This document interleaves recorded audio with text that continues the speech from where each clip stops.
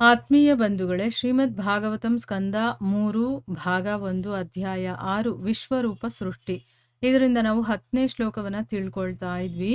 ಹೋದ ಭಾಗದಲ್ಲಿ ನಾವು ಮನಸ್ಸಿನ ಮತ್ತೆ ಮಾತಿನ ಕಲ್ಪನೆಗೆ ಅತೀತವಾಗಿರುವನು ಭಗವಂತ. ಅಂದ್ರೆ ಯಾರಿಗೆ ಸಾಕಷ್ಟು ಜ್ಞಾನ ಇರೋದಿಲ್ವೋ ಅವರು ಈ ಒಂದು ವಿಶ್ವ ಸೃಷ್ಟಿಗೆ ಆ ಭಗವಂತನೇ ಕಾರಣ ಅನ್ನೋದನ್ನ ಅವರು ನೋಡೋದಕ್ಕೆ ಸಾಧ್ಯ ಇಲ್ಲ, ಅಥವಾ ಅವರು ಅರ್ಥ ಮಾಡ್ಕೊಳ್ಳೋದಕ್ಕೆ ಸಾಧ್ಯ ಇಲ್ಲ ಅಂತಂದ್ಬಿಟ್ಟು ನಾವು ತಿಳ್ಕೊಂಡ್ವಿ.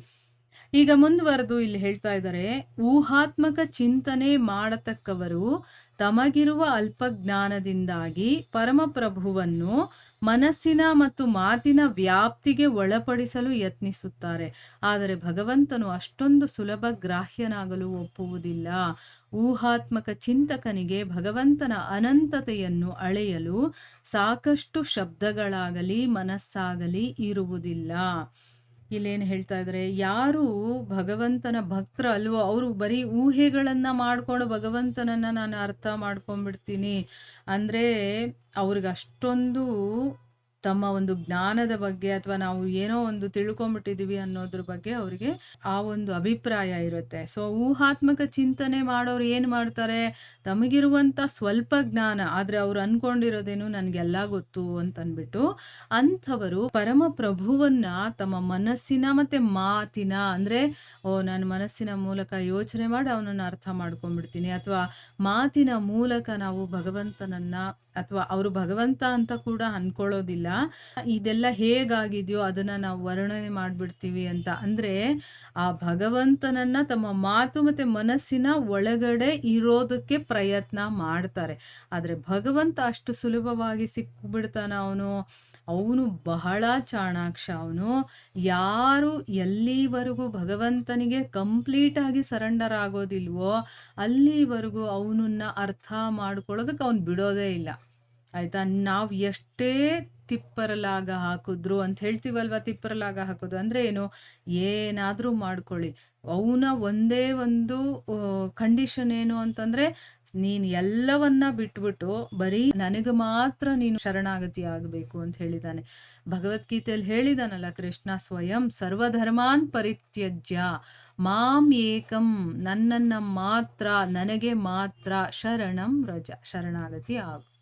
ಆಗೇನು ಮಾಡ್ತಾನೆ, ಎಲ್ಲವನ್ನ ನಾನು ನೋಡ್ಕೊಳ್ತೀನಿ, ನೀನ್ ಎಲ್ಲ ಏನೇನು ಪ್ರಾಬ್ಲಮ್ಸ್ ಇದೆಯೋ ಅಥವಾ ನಿನಗೆ ಏನೇನು ಬೇಕೋ ಎಲ್ಲವನ್ನ ಕೊಡುವಂಥ ಜವಾಬ್ದಾರಿ ನಂದು. ಆದರೆ ಒಂದು ಕಂಡೀಷನ್ ಏನು, ಕಂಪ್ಲೀಟ್ ಆಗಿ ಬೇರೆ ಎಲ್ಲೂ ಅವನ ಮನಸ್ಸಿರಬಾರ್ದು, ಭಗವಂತನಲ್ಲೇ ಇರಬೇಕು. ಅದೊಂದೇ ಅವನು ಕೇಳ್ಕೊಳ್ಳುವಂಥದ್ದು.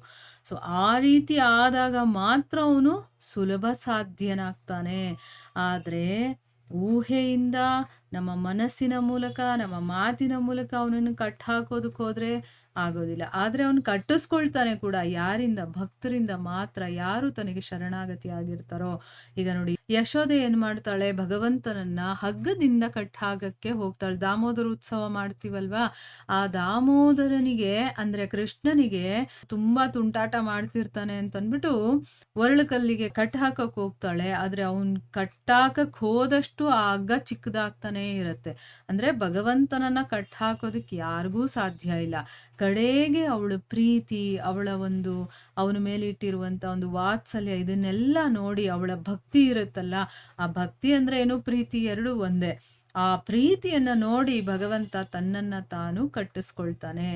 ಆ ರೀತಿ ಸರೆಂಡರ್ನೆಸ್, ಆ ರೀತಿ ಪ್ರೀತಿ, ಆ ರೀತಿ ಭಕ್ತಿ ಯಾರು ತೋರಿಸ್ತಾರೋ ಅವನಿಷ್ಟಪಟ್ಟು ಬೇಕಾದ್ರೆ ಅವ್ರ ಹತ್ರ ಅದನ್ನೆಲ್ಲ ಮಾಡಿಸ್ಕೊಳ್ತಾನೆ ಹೊರತು, ಯಾರು ನಾವು ಭಗವಂತನನ್ನ ಪಡ್ಕೊಂಡ್ಬಿಡ್ತೀವಿ ಆ ರೀತಿ ಎಲ್ಲ ಯೋಚನೆ ಮಾಡಿದ್ರೆ ಅದು ಸಾಧ್ಯನೇ ಇಲ್ಲ ಅನ್ನೋದು ಇಲ್ಲಿ ನಾವು ಅರ್ಥ ಮಾಡ್ಕೋಬೇಕು. ಆದರೆ ಊಹಾತ್ಮಕ ಚಿಂತನೆಗೇನು ಅಂತಂದ್ರೆ ಆ ಭಗವಂತನನ್ನ ನಾವು ನಮ್ಮ ಮನಸ್ಸಿನಿಂದ ಮಾತಿನಿಂದ ಅವನನ್ನು ಕಟ್ಟಾಕ್ಬಿಡ್ಬೋದು, ಅಥವಾ ಅವನನ್ನ ನಾವು ನಮ್ಮ ಒಂದು ವ್ಯಾಪ್ತಿಗೆ ತರಿಸ್ಕೊಂಡ್ಬಿಡ್ಬೋದು ಅಂತ ಅನ್ಕೊಂಡಿರ್ತಾರೆ. ಆದ್ರೆ ಭಗವಂತನ ಅನಂತತೆಯನ್ನ ಅಳಿಯೋದಕ್ಕೆ ಸಾಕಷ್ಟು ಶಬ್ದಗಳೇ ಆಗಿರ್ಲಿ ಮನಸ್ಸೇ ಆಗಿರ್ಲಿ ಊಹಾತ್ಮಕ ಚಿಂತಕನಿಗೆ ಇರೋದಿಲ್ಲ. ಭಗವಂತನನ್ನು ಅಧೋಕ್ಷಜ ಅಂದರೆ ನಮ್ಮ ಇಂದ್ರಿಯಗಳ ಜಡ್ಡಾದ ಪರಿಮಿತ ಶಕ್ತಿಯಿಂದಾಗಿ ವೇದ್ಯವಾಗದವನು ಎಂದು ಕರೆಯಲಾಗಿದೆ. ಊಹಾತ್ಮಕ ಚಿಂತನೆಯಿಂದ ಒಬ್ಬನು ಭಗವಂತನ ದಿವ್ಯ ನಾಮವನ್ನು ಅಥವಾ ದಿವ್ಯ ರೂಪವನ್ನು ಕಾಣಲಾರನು. ಅಂದ್ರೆ ಅರ್ಥ ಏನು? ಭಗವಂತನನ್ನ ಅಧೋಕ್ಷಜ ಅಂತ ಕರೆದಿದ್ದಾರೆ. ಅಂದ್ರೆ ಅದಕ್ಕೆ ಅರ್ಥ ಏನು ಅಂತಂದ್ರೆ, ನಮ್ಮ ಇಂದ್ರಿಯಗಳ ಜಡ್ಡಾದ ಪರಿಮಿತಿ ಅಂದ್ರೆ ಏನು? ನಮ್ಮ ಇಂದ್ರಿಯಗಳಿಗೆ ಕೆಲವೊಂದು ಆ, ಮ್, ಇಷ್ಟೇ ಅಂತ ಕೆಪಾಸಿಟಿ ಇದೆ. ಅದಕ್ಕಿಂತ ಹೆಚ್ಚಾಗಿ ನಾವು ಯೋಚನೆ ಮಾಡೋಕ್ಕೂ ಆಗಲ್ಲ. ಈಗ ಎಕ್ಸಾಂಪಲ್ಗೆ ನಾವು ಚಂದ್ರಗ್ರಹ ಹೇಗಿರ್ಬೋದು ಯೋಚನೆ ಮಾಡೋಕ್ಕಾಗುತ್ತಾ? ಮಂಗಳ ಗ್ರಹ ಹೇಗಿರ್ಬೋದು? ಈಗೇನೋ ಒಂದಷ್ಟು ಪಿಕ್ಚರ್ಗಳನ್ನು ತೆಗ್ದಿದ್ದಾರೆ, ಅಲ್ಲಿಗೆ ಹೋದವ್ರು ಇದ್ದಾರೆ, ಫೋಟೋಸ್ಗಳನ್ನು ನೋಡಿದ್ವಿ, ಅದಕ್ಕೆ ನಾವು ಒಂದು ಊಹೆ ಮಾಡ್ಕೊಳ್ತೀವಿ. ಅದಕ್ಕಿಂತ ಮೀರಿರುವಂಥದ್ದು ಸ್ವರ್ಗ ಹೇಗಿದೆ ನಮಗೆ ಗೊತ್ತಾ? ಇಲ್ಲ. ಒಂದು ಊಹೆ ಅಂದರೆ ಫಿಲಮಲ್ಲಿ ಒಂದು ಊಹೆ ಮಾಡಿ ನೋಡಿದ್ದಾರೆ, ಅದಕ್ಕೋಸ್ಕರ ಗೊತ್ತಾಗುತ್ತೆ. ಆಮೇಲೆ ನಾವು ಕೆಲವೊಂದು ಶಬ್ದಗಳನ್ನು ಎಷ್ಟರ ಮಟ್ಟಿಗೆ ಕೇಳ್ಬೋದು? 1 ಕಿಲೋಮೀಟರ್ ದೂರದಲ್ಲಿ ಕೇಳಿಸೋದು ಅಷ್ಟರ ಮಟ್ಟಿಗೆ ಕೇಳ್ಬೋದಾ? ಅಷ್ಟು ಆಗಲ್ಲ. ಆದರೂ ಕೂಡ ತುಂಬ ಜೋರಾಗಿದ್ದರೆ ಅಷ್ಟು ದೂರದ್ದು ಕೇಳ್ಬೋದು. ಅದಕ್ಕಿಂತ ಹೆಚ್ಚಾಗಿರುವಂಥ ಸೌಂಡನ್ನು ನಾವು ಕೇಳೋಕ್ಕಾಗತ್ತಾ? ಇಲ್ಲ. ಅದ್ಯಾಕೆ? ನಮ್ಮ ಹೃದಯದ ಬಡಿತ ನಾವೇನಾದರೂ ಕೇಳಿಸ್ಕೊಳ್ಳೋಕ್ಕಾಗತ್ತಾ? ನಮಗೆ ತುಂಬ ಹತ್ತಿರವಾಗಿರುವಂಥದ್ದಲ್ವ ನಮ್ಮ ಹೃದಯ, ಅದರ ಬಡಿತಾನೇ ನಮಗೆ ಕೇಳಿಸೋದಿಲ್ಲ. ಇನ್ನು ನೋಡೋದು ಅಷ್ಟೇನೆ, ನಮಗೆ ಒಂದಷ್ಟು ದೂರದವರೆಗೂ ನೋಡುವಷ್ಟು ಮಾತ್ರ ಕೆಪಾಸಿಟಿ ಇದೆ. ತುಂಬ ದೂರದ ನೋಡೋದಕ್ಕೆ ನಮಗೆ ಸಾಧ್ಯನಾ? ಇಲ್ಲ. ಅದಕ್ಕೋಸ್ಕರ ಇದನ್ನ ಜಡ್ಡಾದ ಇಂದ್ರಿಯಗಳು ಅಂತ ಹೇಳ್ತಾರೆ. ಅಂದರೆ ಅದಕ್ಕೊಂದು ಪರಿಮಿತಿ ಅನ್ನೋದು ಇರುತ್ತೆ. ಆ ಪರಿಮಿತಿಯಿಂದ ಭಗವಂತನನ್ನು ನಾವು ಕಾಣೋದಕ್ಕೆ ಸಾಧ್ಯ ಇಲ್ಲ. ಇಂಥ ಒಂದು ಪರಿಮಿತಿ ಇರುವಂತಹ ಇಂದ್ರಿಯಗಳಿಗೆ ಅವನು ಕಾಣಿಸ್ಕೊಳ್ಳೋದಿಲ್ಲ ಅಂತನ್ಬಿಟ್ಟು ಹೇಳ್ತಾ ಇದ್ದಾರೆ. ಊಹಾತ್ಮಕ ಚಿಂತನೆಯಿಂದ ಒಬ್ಬ ಭಗವಂತನ ದಿವ್ಯನಾಮವನ್ನ ಅಥವಾ ದಿವ್ಯ ರೂಪವನ್ನ ನೋಡೋದಕ್ಕೆ ಸಾಧ್ಯನೇ ಇಲ್ಲ ಅನ್ನೋದು ಇಲ್ಲಿ ಹೇಳ್ತಾ ಇರೋದು. ಲೌಕಿಕ ಪಿಎಚ್ಡಿಗಳು ತಮ್ಮ ಪರಿಮಿತವಾದ ಇಂದ್ರಿಯ ಶಕ್ತಿಗಳಿಂದ ಪರಮ ಪ್ರಭುವನ್ನು ಕುರಿತು ಊಹಿಸಲು ಸಂಪೂರ್ಣ ಅಸಮರ್ಥರು. ಅಂತಹ ಉಬ್ಬರಿಸಿಕೊಂಡ ಪಿಎಚ್ಡಿಗಳು ಮಾಡುವ ಪ್ರಯತ್ನಗಳನ್ನು ಬಾವಿಯಲ್ಲಿರುವ ಕಪ್ಪೆಯ ಭಾವನೆಗೆ ಹೋಲಿಸಬಹುದು. ಬಾವಿಯಲ್ಲಿದ್ದ ಒಂದು ಕಪ್ಪೆಗೆ ಅದ್ಭುತವಾದ ಶಾಂತ ಸಾಗರವಿದೆ ಎಂದು ಯಾರೋ ತಿಳಿಸಿದರಂತೆ.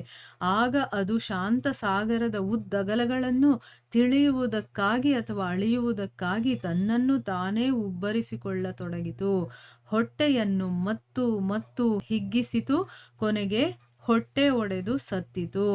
ಅಂದ್ರೆ ಅರ್ಥ, ಇಲ್ಲಿ ಭಗವಂತನನ್ನ ನಾವು ಅರ್ಥ ಮಾಡ್ಕೊಳ್ಬೇಕು ಅಂತಂದ್ರೆ ಅದು ಅನಂತ ಸಾಗರದ ಹಾಗೆ. ಈಗ ಈ ಲೌಕಿಕ ಪ್ರಪಂಚದಲ್ಲಿ ಪಿಎಚ್ಡಿ ಅನ್ನೋದು ತುಂಬಾ ಗ್ರೇಟ್ ಅಲ್ವಾ? ಎಲ್ಲ ಓದುಗಳಿಗಿಂತ ತುಂಬಾ ಎತ್ತರದಲ್ಲಿರುವಂಥದ್ದು ಅಥವಾ ಉನ್ನತವಾಗಿರುವಂಥದ್ದು ಲೆವೆಲಲ್ಲಿರುವಂಥದ್ದು ಪಿಎಚ್ಡಿ ಅನ್ನೋದು.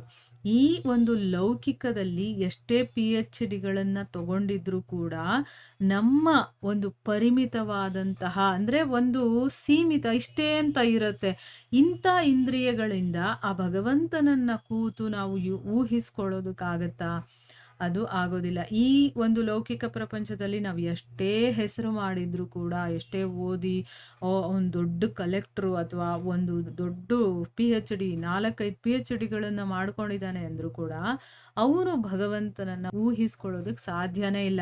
ಎಲ್ಲಿವರೆಗೆ ಅವನು ಭಕ್ತನಾಗೋದಿಲ್ವೋ, ಭಗವಂತನಿಗೆ ಸರೆಂಡರ್ ಆಗೋದಿಲ್ವೋ, ಅಲ್ಲಿವರೆಗೂ ಕೂಡ ಅವನು ಭಗವಂತನ ಬಗ್ಗೆ ಅವನು ಊಹೆ ಆಗಿರ್ಬೋದು ಏನು ಮಾಡೋದಕ್ಕೆ ಸಾಧ್ಯ ಇಲ್ಲ. ಅಂತಹ ಒಂದು ನಾನು ಇದು ಮಾಡಿಬಿಟ್ಟಿದ್ದೀನಿ, ನಾನು ಅದು ಮಾಡಿಬಿಟ್ಟಿದ್ದೀನಿ, ಪಿಎಚ್ಡಿ ಮಾಡಿಬಿಟ್ಟಿದ್ದೀನಿ, ನಾನು ಡಾಕ್ಟರೇಟ್ ಮಾಡಿಬಿಟ್ಟಿದ್ದೀನಿ ಹಾಗೆಲ್ಲ ಅಂದ್ಕೊಳ್ತಾರಲ್ವಾ? ಅದೆಲ್ಲ ಹೇಗಿರುತ್ತೆ ಅಂತಂದರೆ ಇಲ್ಲಿ ಗುರುಗಳು ಹೇಳ್ತಾ ಇದ್ದಾರೆ, ಈ ಬಾವಿಲಿರುವಂಥ ಕಪ್ಪೆ ಇರುತ್ತಲ್ಲ ಅದ್ರ ಹಾಗೆ ಅಂತ ಹೇಳ್ತಾರೆ. ಇದರ ಎಕ್ಸಾಂಪಲ್ ತುಂಬ ಜನ ಕೊಡ್ತಿರ್ತಾರೆ. ಯಾಕೆ ಅಂತಂದರೆ ನನಗೆ ಯಾವ ವಿಷಯ ಗೊತ್ತಿಲ್ವೋ ಆ ವಿಷಯದ ಬಗ್ಗೆ ಎಲ್ಲ ಗೊತ್ತಿದೆ ಅಂತ ಹೇಳ್ಕೊಳ್ತಾರೆ ನೋಡಿ, ಅಂಥವ್ರಿಗೆ ಹೇಳ್ತಾರೆ. ಯಾಕಂದರೆ ನನಗೆ ಗೊತ್ತಿರೋದೇ ಕಂಪ್ಲೀಟ್ ವಿದ್ಯೆನೇ ಗೊತ್ತಿದೆ ನನಗೆ ಅನ್ನೋ ರೀತಿ. ಆದರೆ ಅವ್ರಿಗೆ ಗೊತ್ತಿರೋದು ಎಷ್ಟು? ಒಂದು 5%, 10% ಗೊತ್ತಿರುತ್ತೆ. ಅದೇ ರೀತಿ ಪಿಎಚ್ಡಿ ಮಾಡಿರ್ಬೋದು, ಅದು ಈ ಲೌಕಿಕ ಜಗತ್ತಲ್ಲಿ ಅದು ನಿಜವಾಗ್ಲೂ ಉನ್ನತ ಮಟ್ಟನೇ. ಆದರೆ ಭಗವಂತನ ವಿಷಯ ಬಂದಾಗ ಅದು ಏನಕ್ಕೂ ಅಲ್ಲ. ಯಾಕೆಂದ್ರೆ ಭಗವಂತನ ವಿಷಯ ಪಿ-ಎಚ್-ಡಿಲಿ ಇಲ್ಲ ಅಂತಂದ್ಮೇಲೆ ಅದೇನಕ್ಕೂ ಕೆಲ್ಸಕ್ಕೆ ಬರ್ದೇ ಇರುವಂಥ ವಿಷಯ ಅಂತಾನೆ ಆಗತ್ತೆ. ಸೊ ಈಗ ಬಾವಿ ಕಪ್ಪೆ ಏನ್ ಮಾಡುತ್ತೆ? ಇದೇ ದೊಡ್ಡದು ಅಂತ ಅನ್ಕೊಂಡಿರುತ್ತೆ. ಅದ್ರ ಭಾವನೆಯಲ್ಲಿ ಆ ಒಂದು ಬಾವಿನೇ ದೊಡ್ಡದು ಅನ್ನೋದು ಇರುತ್ತೆ. ನಾನು ದೊಡ್ಡ ಒಂದು ಜಾಗದಲ್ಲಿದ್ದೀನಿ ಅಂತ ಅನ್ಕೊಂಡಿರುತ್ತೆ. ಆದ್ರೆ ಅದಕ್ಕೆ ಯಾರೋ ಒಬ್ರು ಬಂದು ಈ ಒಂದು ಬಾವಿ ಏನು ದೊಡ್ಡದಾದಂತಹ ಶಾಂತವಾದಂತಹ ಒಂದು ಸಾಗರ ಇದೆ ಅಂತ ಹೇಳಿದಾಗ ಅದು ಹೇಗಿರ್ಬೋದು, ಎಷ್ಟಿರ್ಬೋದು ಅಂತ ಊಹೆ ಮಾಡ್ಕೊಂಡು ಏನು ಮಾಡುತ್ತೆ? ತನ್ನನ್ನ ತಾನು ಉಬ್ಬರಿಸ್ಕೊಳ್ಳುತ್ತೆ. ಅಂದ್ರೆ ಏನು? ಎಕ್ಸ್‌ಪ್ಯಾಂಡ್ ಮಾಡ್ಕೊಳ್ಳೋದಕ್ಕೆ ಶುರು ಮಾಡುತ್ತೆ. ಹೊಟ್ಟೆಯನ್ನ ಹಿಗ್ಗಿಸ್ಕೊಳ್ಳೋದಕ್ಕೆ ಶುರು ಮಾಡುತ್ತೆ. ಅಂದ್ರೆ ಇಷ್ಟು ದೊಡ್ಡದಿರ್ಬೋದಾ? ಅಷ್ಟು ದೊಡ್ಡದಿರ್ಬೋದಾ? ಅಂತ ಅದು ತನಗೆ ತಾನೇ ಊಹೆ ಮಾಡ್ಕೊಂಡು ತನ್ನನ್ನ ತಾನೇ ಉಬ್ಬರಿಸ್ಕೊಳ್ಳೋದಕ್ಕೆ ಶುರು ಮಾಡುತ್ತಲ್ಲ. ಈಗ ಹೆಚ್ಚಾಗಿ ಉಬ್ಬರಿಸ್ತಾ ಏನಾಯ್ತು? ಅದರ ಹೊಟ್ಟೆನೇ ಒಡೆದು ಅದು ಸತ್ತೇ ಹೋಯ್ತು. ಈ ರೀತಿಯ ಒಂದು ಪರಿಸ್ಥಿತಿ ಯಾರು ಊಹೆಗಳನ್ನ ಮಾಡ್ಕೊಂಡಿರ್ತಾರೋ ಅವ್ರಿಗಾಗತ್ತೆ ಅಂತಂದ್ಬಿಟ್ಟು ಇಲ್ಲಿ ಉದಾಹರಣೆಯನ್ನ ಕೊಡ್ತಾ ಇದ್ದಾರೆ. ಪಿ-ಎಚ್-ಡಿ ಪದವಿಯನ್ನು ಭತ್ತದ ಗದ್ದೆ ಉಳುವವರನ್ನು ಕುರಿತಾಗಿರುವ ಉಳುಮೆಯ ವಿಭಾಗವೆಂದು ವಿವರಿಸಬಹುದು. ಭತ್ತದ ಗದ್ದೆ ಉಳುವವರು ವಿಶ್ವ ಸೃಷ್ಟಿಯ ಮತ್ತು ಅಂತಹ ಅದ್ಭುತ ಕಾರ್ಯದ ಹಿಂದಿರುವ ಕಾರಣವನ್ನು ತಿಳಿಯಲು ಮಾಡುವ ಪ್ರಯತ್ನವೆಂದರೆ ಅದು ಬಾವಿಯ ಕಪ್ಪೆ ಶಾಂತಸಾಗರವನ್ನು ಅಳೆಯುವ ಪ್ರಯತ್ನಕ್ಕೆ ಸರಿಯಾಗಬಹುದು. ಅಂದ್ರೆ ಇಲ್ಲಿ ಪಿ-ಎಚ್-ಡಿ ಪದವಿಯನ್ನ ಯಾರು ಮಾಡ್ಕೊಂಡಿರ್ತಾರೋ ಅವ್ರನ್ನ ಭತ್ತದ ಗದ್ದೆ ಉಳ್ತಾರಲ್ಲ, ಆ ಉಳುಮೆ ವಿಭಾಗದಲ್ಲಿರೋರು ಅಂತ ವಿವರಣೆ ಮಾಡ್ಬೋದು ಅಂತ ಹೇಳ್ತಾ ಇದ್ದಾರೆ. ಅಂದ್ರೆ ಈಗ ಭತ್ತದ ಗದ್ದೆಯನ್ನ ಉಳುವವರು ವಿಶ್ವ ಸೃಷ್ಟಿ ಮತ್ತೆ ಅದ್ಭುತ ಕಾರ್ಯದ ಹಿಂದಿರುವಂತಹ ಕಾರಣವನ್ನ ಪ್ರಯತ್ನ ಮಾಡಿದ್ರೆ ಹೇಗಿರುತ್ತೆ? ಅದು ಬಾವಿಯ ಕಪ್ಪೆಯ ಶಾಂತ ಸಾಗರವನ್ನ ಅಳಿಯೋದಕ್ಕೆ ಅಂತ. ಇದ್ರ ಮುಂದೆ ನಾವು ಎಕ್ಸಾಂಪಲ್ ಇಂದ ತಿಳ್ಕೊಂಡಿದ್ವಲ್ವಾ? ಬಾವಿ ಕಪ್ಪೆ ಹೇಗೆ ಶಾಂತ ಸಾಗರವನ್ನ ಅಳಿಯೋದಕ್ಕೆ ಪ್ರಯತ್ನ ಮಾಡುತ್ತೆ ಅಂತಂದ್ಬಿಟ್ಟು ಅದಕ್ಕಿದು ಸರಿಯಾಗುತ್ತೆ ಅಂತ ಹೇಳ್ತಾ ಇದ್ದಾರೆ.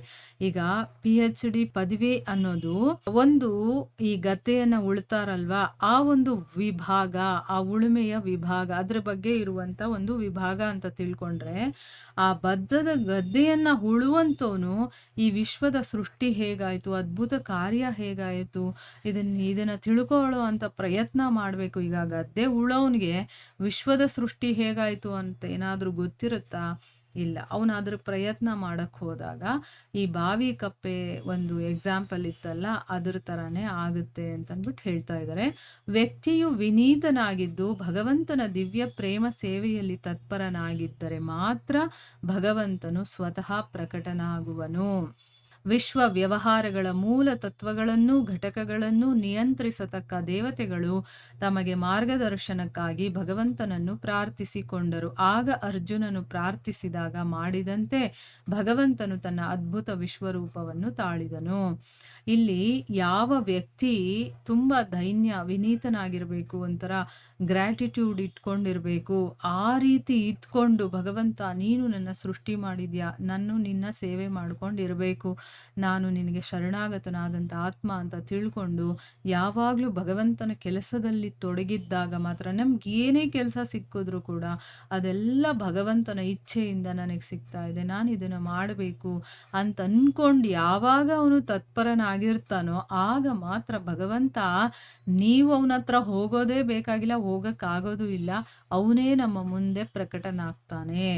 ಈಗ ಈ ಒಂದು ವಿಶ್ವ ವ್ಯವಹಾರಗಳ ಮೂಲ ತತ್ವಗಳನ್ನ ಮತ್ತೆ ಘಟಕಗಳು, ಈಗ ಬೇಕಾದಷ್ಟು ಮೂಲ ತತ್ವಗಳಿದೆ, ಮತ್ತೆ ಅದರದೇ ಆದಂತ ಬೇರೆ ಬೇರೆ ಬೇರೆ ಘಟಕಗಳಿದೆಯಲ್ಲ, ಇದನ್ನೆಲ್ಲ ನೋಡ್ಕೊಳ್ಳೋಕ್ಕೆ ದೇವತೆಗಳು ಅನ್ನೋರು ಬೇಕು ಅಲ್ವಾ?